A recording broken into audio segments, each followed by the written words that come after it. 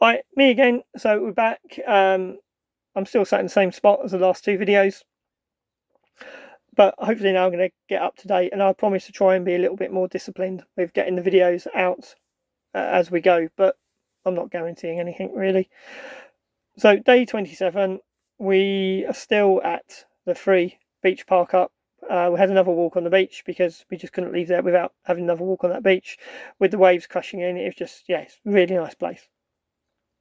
And then from there we went to Praia Santa Cruz for lunch. We just parked up, got parking right by the beach, and we parked at the far end of it. And the way we parked up, we could actually sit in the back of the van, eat our lunch, and just look at the sea and the beach. And it was, yeah, really, really nice place. And then from there we then drove on to Peniche, parked up there in the motorhome park in centre of town. So it's centre of town, so what do you expect? It was just a concrete square, basically. But they had everything you need, really good price, really central. We only stayed there one night, but if you had reason to be there for longer, no reason not to stay there. Yeah, nice little place, and yeah, as I mentioned, a good price. What we did though, when we got there, we then sorted out. We had a shower because we'd been at the free park up the night before, and we couldn't be bothered to heat up the water to use a shower in the van, so we just had a shower there. And then we headed out. We went for a walk. Went up to Papoa. It's like the point. If you look at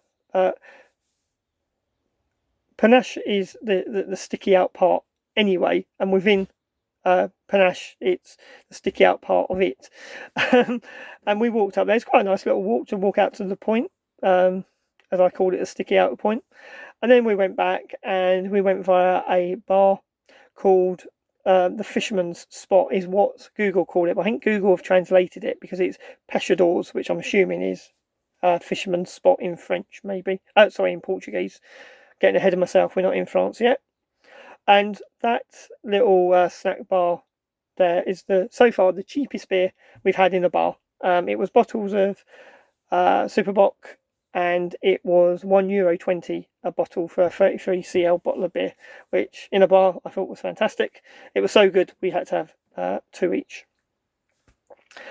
And what else on that day? I think that was about it really for that day. We then just went back to the van, sorted out some dinner.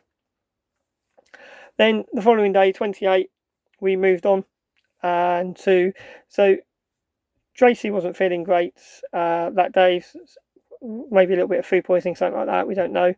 But so we thought we wouldn't do much that day and we'd just move on. And we moved on to Foz Do Arelho. Beautiful location, this site, right by the lagoon, right by the beach, the sea. Campsite's terrible. I can't put it any other way, and I really don't understand the Park4Night feedback on it, because it's actually got quite decent feedback on Park4Night, and I just don't get it. A bit like in Albufeira, the one we went to, which didn't have great feedback on Park4Night, and we loved. So it just shows, what different people like. But we got there. Pitches were really tight. But hey ho, you're right by the water. They're trying to cram you in. Price was, good. Nothing wrong with the price. I think it was like €6 without electricity, which is great. But what the woman failed to tell us, because I think she was late back from lunch, we were there and she kind of come rushing in, quite apologetic. So I have a feeling she was late back from lunch. She just kind of took our money and let us go. But what she failed to tell us was that they closed the toilets and the shower block at 5 o'clock at night. And the reason I suspect is that there was lots of partying going on the beach right by the site that night. So I don't know if people from there go in and use the toilets and stuff like that, which is why they lock them. But no idea, don't know. But they didn't tell us that, so we didn't get to use the showers that evening, because we normally do that stuff of an evening. And then the following day, we both went for a shower when they were finally open again, and I got in it and it was freezing. And so I just was as quick as possible. Tracy stepped in the ladies' ones, had the same issue, and she just couldn't face it. So she went and found the woman and asked if there was warm showers. And again, apparently there was a warm shower that's behind lock and key that you have to pay €1 for. Now, I don't mind that. The site was fairly cheap, so paying €1 each for a shower, haven't got an issue. But if they don't tell you about it, You know, I went and didn't know, and other people didn't know, because other people were getting in and sort of shouting and screaming because, you know, they wasn't expecting it to be ice cold. So she said she normally tells everybody these things, but she didn't. You know, and we had a lot of noise the night before. So as long as you don't want to wash and you don't want to sleep, that site is absolutely brilliant. But if you actually quite want to, you know, use a toilet, have a wash, and sleep at night, then you're probably better off going somewhere else other than that one, unfortunately. It's actually quite funny, because when we went to go out, so you have to hand back, you know, the ticket that you put on your windscreen. And she said to Tracy, "Oh no, keep it. You can come back for free." And Tracy just handed it to her and said, "We wouldn't come back here." Apparently, her face was quite a picture.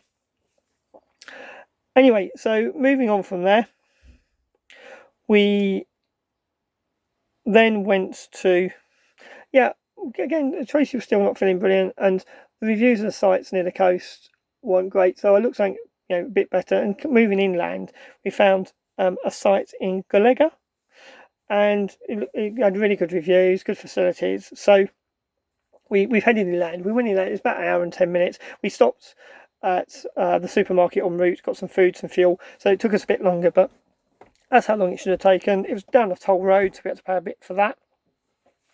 But we got here, and we only booked for one night, just to see, because we didn't know how long we were going to stay here. But it's a great site. It's right in the middle of the town. It's behind gates. You get a nice large grass pitch. The toilet facilities are just phenomenal. There's 7 shower cubicles in both the men's and the ladies' toilets. Lots of toilets, lots of facilities, beautiful hot showers. And it's just a really nice village as well. We had a little walk round there. So we actually have decided to stay there. So we arrived here on day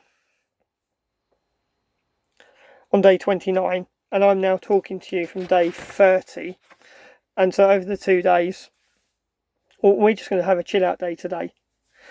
Yesterday, as I say, we had a walk around the village, nice village, beautiful church in the middle, and there was coach buses turning up for people to look at it. I'm not sure if they were going inside or not, no idea.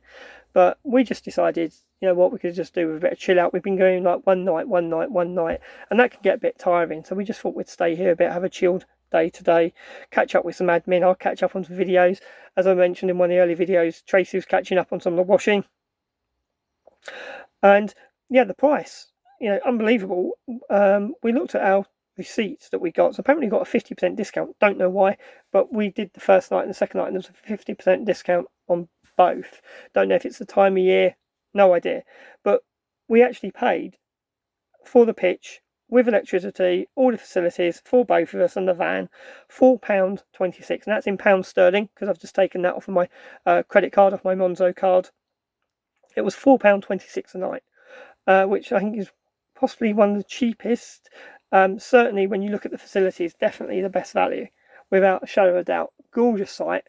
And I think that just shows if you come inland. Now, this is our first inland one, so I probably can't draw this conclusion. But what I'm wondering is if things are just generally cheaper inland than they are by the coast. You know, not so touristy, etc. So that's it. I finally caught up, and I hope the last few videos that I've done all sat here with the same t-shirt on, so you know I've recorded them all at the same time. I'm not just going to kid you and change my top and look a bit different. I hope I'm now caught up. Hope all that's interesting, and I will try to stay on top of the videos. That's it for now, so I will see you in the next video.